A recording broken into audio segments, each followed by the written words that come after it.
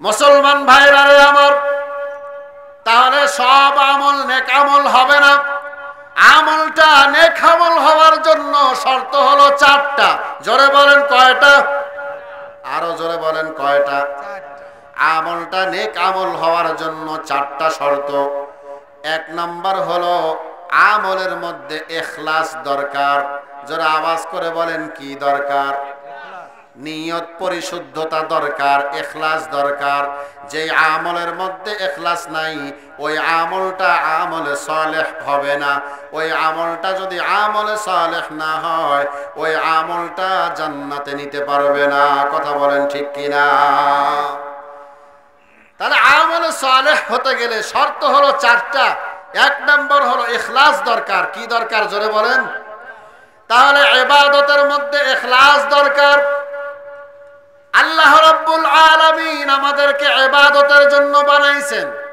আল্লাহ বলেন ওয়ামা খালাকাতুল জিন্না ওয়াল ইনসা ইল্লা লিয়াবুদুন। জোরে বলি আল্লাহু আকবার। আল্লাহ বলেন আমি জিন এবং ইনসান বানাইলাম ইবাদতের জন্য। কিসের জন্য? জোরে বলেন। ইবাদতের জন্য।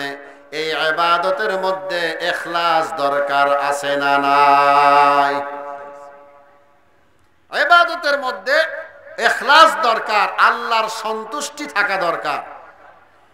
এই জন্য রাসূলুল্লাহ সাল্লাল্লাহু আলাইহি ওয়াসাল্লাম বলেন আখলিস দীনাকা ইয়াকফিকাল আমালুল কলিল। তোমার ঈমানকে যদি খাঁটি করতে পারো অল্প আমল তোমার নাজাতের জন্য যথেষ্ট হয়ে যাবে। জোরে বলি সুবহানাল্লাহ। তাহলে বোঝা গেল আমলটা যদি অল্প হয়, যদি ইখলাস ওয়ালা হয়, কবুল করবেন কে? আরো জোরে বলেন কে? তাহলে আমলটা ইখলাস ওয়ালা হতে হবে। আল্লাহ বলেন আমি দেখব তোমরা কোন আমল ইখলাসের সাথে করেছো। আমলটা যদিও কম হয়, আল্লাহ বলেন আল্লাযী খালাকাল মাউতা ওয়াল হায়াতা লিয়াবলুয়াকুম আইয়ুকুম আহসানু আমালা ওয়া হুয়াল আজিজুল গফুর। জোরে বলি আল্লাহু আকবার। আল্লাহ রাব্বুল আলামিন বলেন আল্লাযী খালাকাল মাউতা ওয়াল হায়াত। আল্লাহ বলেন মৌত এবং হায়াত আমি সৃষ্টি করলাম। হায়াত এবং মৌত সৃষ্টি করেছেন কে? আরো জোরে বলেন কে? আল্লাহ বলেন আমি হায়াত এবং মৌত সৃষ্টি করলাম কেন তোমরা জানো? আল্লাহ বলেন লিয়াবলুয়াকুম আইয়ুকুম আহসানু আমালা। আমি তোমাদেরকে পরীক্ষা করতে চাই কে ভালো আমল করো। বলেন তো আল্লাহ কি ভালো আমলের কথা বলছে না বেশি আমলের কথা বলছে? একটু জোরে বলেন না কেন?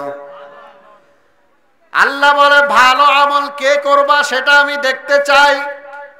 লিয়াবলুয়াকুম আইয়ুকুম আহসানু আমালা।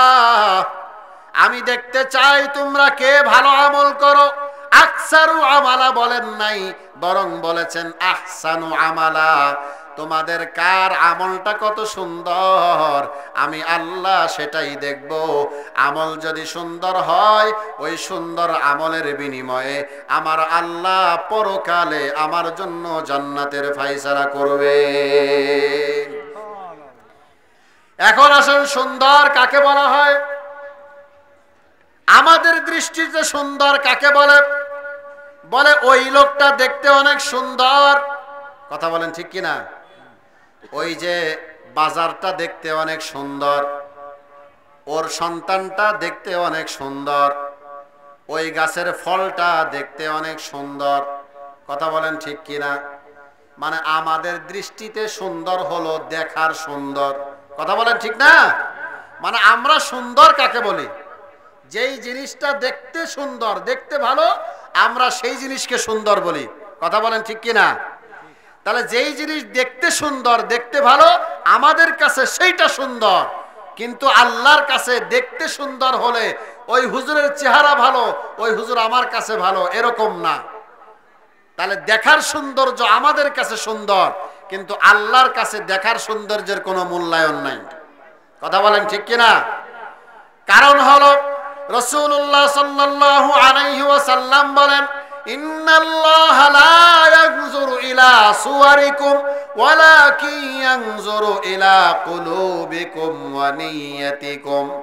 আল্লাহর নবী বলেন, ইন্নাল্লাহা লা ইয়ানজুরু ইলা সুওয়ারিদের বাহ্যিক দৃষ্টিতে দেখেন না, বাহ্যিক সৌন্দর্য আল্লাহ দেখেন না, বরং আল্লাহ তাআলা দেখেন ওয়ালাকিন ইয়ানজুরু ইলা কুলুবিকুম, আল্লাহ দেখেন তোমাদের কলবটা কত সুন্দর, তোমাদের নিয়ত কত সুন্দর। কথা বলেন ঠিক কিনা? তাহলে আল্লাহর কাছে সৌন্দর্য হলো যার নিয়তটা, যার কলবটা সব থেকে বেশি সুন্দর, আল্লাহর কাছে সেই হলো সুন্দর। কথা বলেন ঠিক কিনা? মুসলমান ভাইরা আমার, কষ্ট হচ্ছে আপনাদের? শেষ করে দিব? মাশাআল্লাহ, নারায়ে তাকবীর।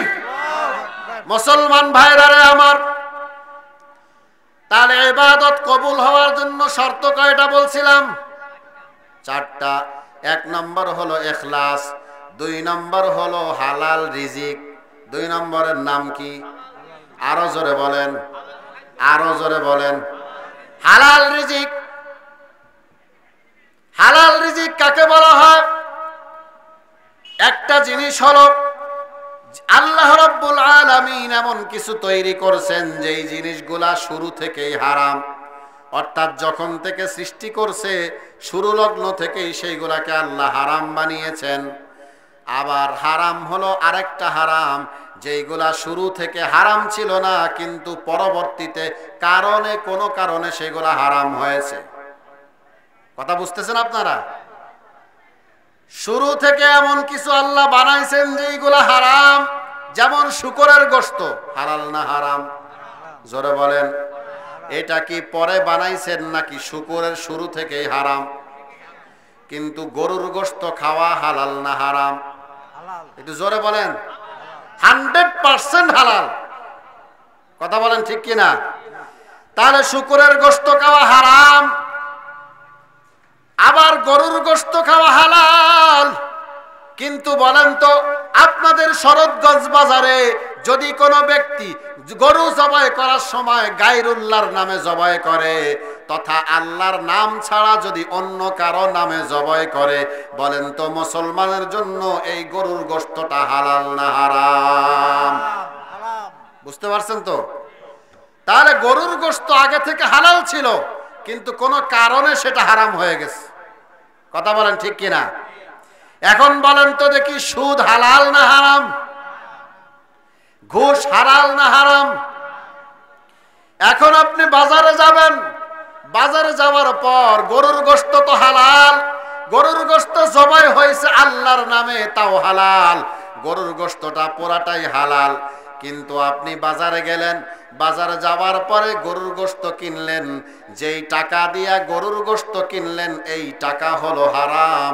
বলেন তো দেখি, যেই টাকা দিয়া আপনি গরুর গোশত কিনলেন এই গরুর গোশতটা হালাল ছিল, কিন্তু আপনার কাছে আসার কারণে হালাল না হারাম? জোরে আওয়াজ করে বলেন। কেন হারাম? টাকা হারাম। এখন যদি কেউ সুদের টাকা দিয়ে গরুর গোশত কিনে, শুধু গরুর গোশত না, ঘুষের টাকা দিয়ে যদি কেউ বাজার করে খায়, আল্লাহর কসম করে বলি তার পুরা খাবারটা হালাল না হারাম? আল্লাহর নবী বলেন, মাতআমুহু ওয়া মাশরাবুহু হারাম কাইফা ইউস্তাজাব। যেই ব্যক্তির খাওয়া, যেই ব্যক্তির পান করা হারাম, ওর দোয়া আল্লাহর কাছে কেমনে কবুল হয়? তাহলে যেই জিনিস হারাম, হারাম খেয়ে ইবাদত করলে কবুল হয় না? জোরে বলেন না কেন? কবুল হয় না। আপনাদের এলাকায় সুদখোর আছে না নাই? আপনাদের এলাকায় মহামারী আছে? ঘুষখোর আছে না নাই? সুদখোর, ঘুষখোর, এদের সাথে আপনারা লেনদেন করবেন না। রাজি আছেন তো? ইনশাআল্লাহ রাজি আছেন তো সবাই? তাহলে আমরা হারাম খাবো না, হালাল খাবো। কথা বলেন ঠিক কিনা? আমরা হালাল খাবো, হারামের ধারের কাছেও যাব না।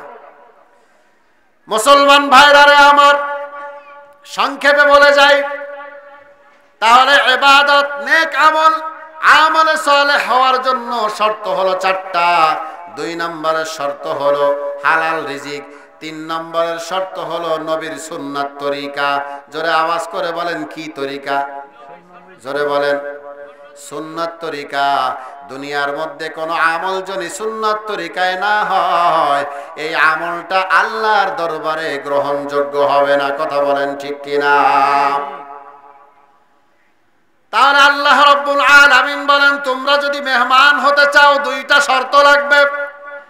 1 নম্বর শর্তের নাম হলো ঈমান, 2 নম্বর শর্তের নাম নেক আমল।